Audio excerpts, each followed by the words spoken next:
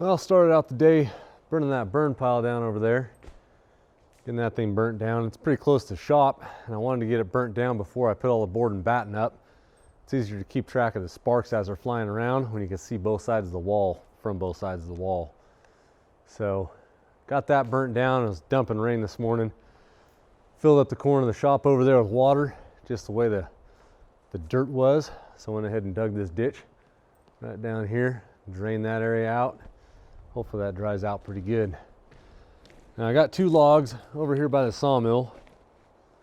I pulled those out of the center over by that prowler trailer. Those are probably the last 2 16-foot logs that are big enough to make a 1x8 board out of the center section.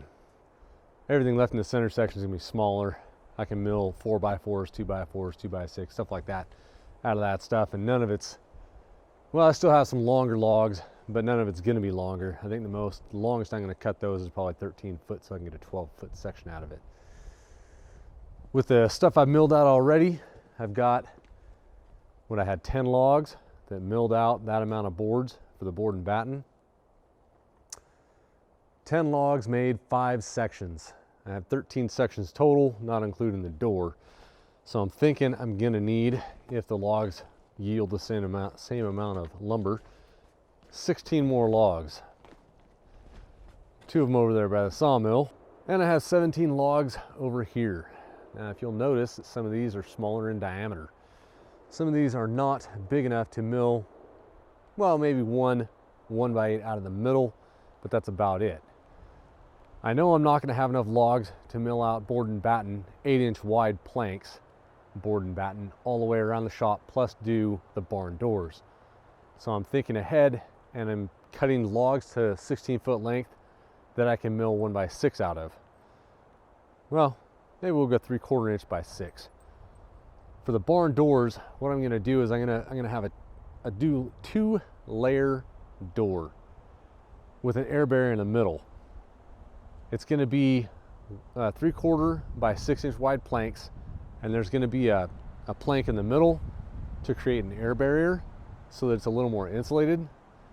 Not that the pole barn is gonna be super insulated in general in the whole thing, but the way I'm gonna do the doors is so that I don't have to worry about insulating them later, a couple years down the road when I insulate the pole barn.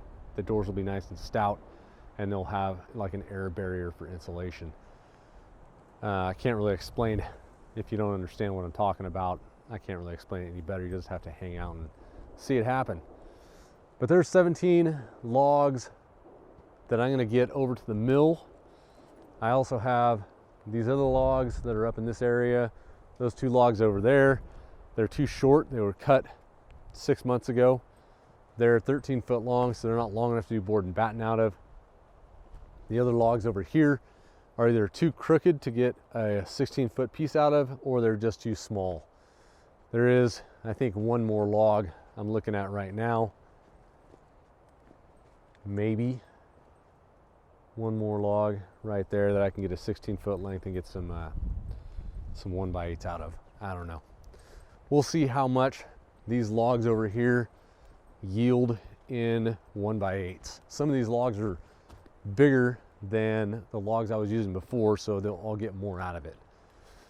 But I guess time will tell.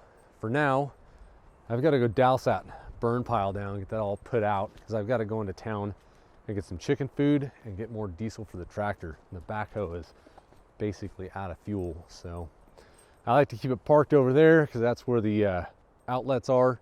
I have an outlet right there on the side of my meter box, and I can charge the battery up. It doesn't like to start on cold mornings.